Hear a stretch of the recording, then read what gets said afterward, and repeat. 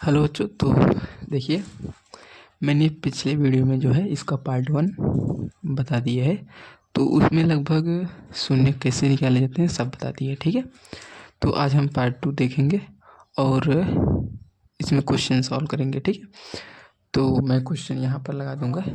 ठीक है, मैं यहाँ पर क्वेश्चन लगा दूंगा, आप उसको पढ़ लीजिएगा। मैं आधा ही क्वेश्चन लिखा हूँ। ठीक है, तो शुरू करते हैं। क्वेश्चन दिया है, द्विघात बहुपद x² + 7x + 10 के शून्य ज्ञात कीजिए। और यहाँ पर जो क्वेश्चन होगा तो उसको पढ़ लीजिएगा। और शून्य को तथा गुणांकों के बीच के संबंध की सत्यता की जांच कीजिए। ये हमारा पूरा क्वेश्चन है। तो देखिए, सबसे पहले द्विघात समीकरण दिया है तो इसको हम सॉल्व करते हैं। देखिए, आप अभी नए नए क्लास 10th में आए हैं। ठीक है, तो आपको थोड़ा फैक्टर करना भी सीखना होगा। अगर जिसको आता है बहुत अच्छी बात है, जिसको नहीं आता तो हम आसानी से सीखेंगे। ठीक है, देखिए, फैक्टर करने के लिए आपको करना क्या है, इसके गुणांक को इससे गुणा करना है, या फिर कह लीजिए कि इसको यहाँ से गुणा करना है। ठीक है, तो x² का गुणा 10 में करेंगे, मतलब यहाँ पर जो भी रहेगा उसका मल्टीप्लाई 10 में करेंगे। तो यहाँ पर 10x² आ जाएगा। ठीक है, कितना आ जाएगा, 10x²। हम बेसिक से बता रहे हैं। ठीक है, तो समझिए। तो अब क्या करेंगे, हम 10x² को ऐसा फैक्टर करेंगे, यानी ऐसा गुणनखंड करेंगे कि जो है वह ऐड करने पर या फिर माइनस करने पर 7x आए, लेकिन मल्टीप्लाई करने पर 10x² आए। ठीक है, तो इसका हम फैक्टर करेंगे 2 5 जा, ठीक है, और 5 1 जा। ओके, तो 2 और 5 बन रहा है, x² है तो x हम बार बार ले लेंगे। ठीक है, तो देखिए, x² प्लस 2 और 5 को अगर हम ऐड करेंगे तो क्या आ जाएगा, 7, और x बाहर कर लेंगे। बस ध्यान से देखते जाइए और समझते जाइए। ठीक है, बहुत आसानी से बताऊंगा। अब देखिए, ये मैं सिखा रहा हूँ इसलिए स्टेप बाय स्टेप बता रहा हूँ, बाकी आपको आता है तो आप डायरेक्ट कर सकते हैं। ठीक है, ये इतना हो गया। देखिए, इसका मल्टीप्लाई इसमें किए थे तो 10x² आया था। 2 और 5 को ऐड करेंगे तो 7x आएगा, और 5 2 को मल्टीप्लाई करेंगे तो 10x² आएगा। अब इसमें से हम क्या करेंगे, x को कॉमन कर लेंगे, तो यहाँ पर x + 2 बचेगा। यहाँ से 5 निकालेंगे तो x + 2 बचेगा, यानी जो हमारा फैक्टर निकला है x + 2 आया और x + 5 आ गया।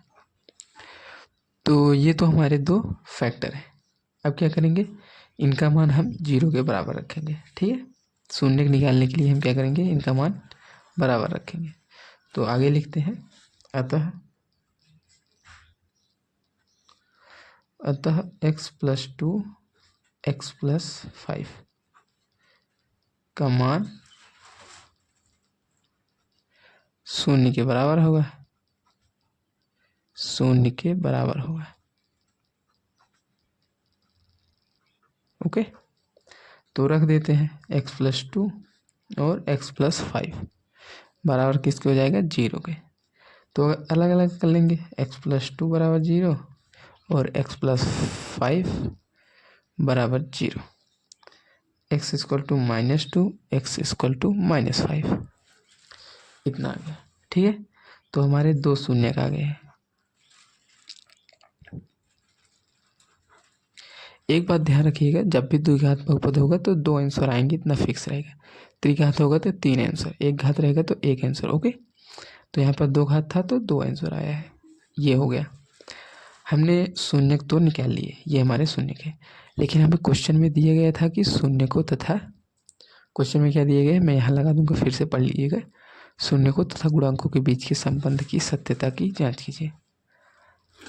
अतः आपको पता है कि जब जैसे देखिए, शून्यकों का योग, शून्यकों का योग, शून्यकों का योग क्या होता है, -b/a। ठीक है, आप यहाँ पर ये भी लिख सकते हैं कि सत्यता की जांच। ठीक है, यहाँ पर जैसे हेडिंग डाल सकते हैं, सत्यता की जांच, जब एग्जाम में करेंगे तो। अब इसको हम प्रूव करते हैं। देखिए, शून्यकों का योग कितना है, -5 है, ये हो गया। शून्यकों का योग करना है तो -2, ओके। -b कितना है, ऊपर आइए, हमारा b 7 है और माइनस पहले से लगा रहता है तो -7 आ जाएगा। a का मान हमारा a है, तो सॉरी a का मान 1 है, यहाँ से माइनस माइनस कितना हो जाएगा, -7 बराबर -7, तो left hand equal to right hand, ठीक है। तो ये तो हो गया हमारा कि शून्यकों का योग हम कैसे निकालते हैं। अब हम यहाँ पर कर लेते हैं शून्यकों का गुणनफल। राइटिंग थोड़ा कम ठीक है, बाकी समझ लीजिएगा। शून्यकों का गुणनफल हम सत्यता की जांच ऐसे ही करते हैं, ठीक है।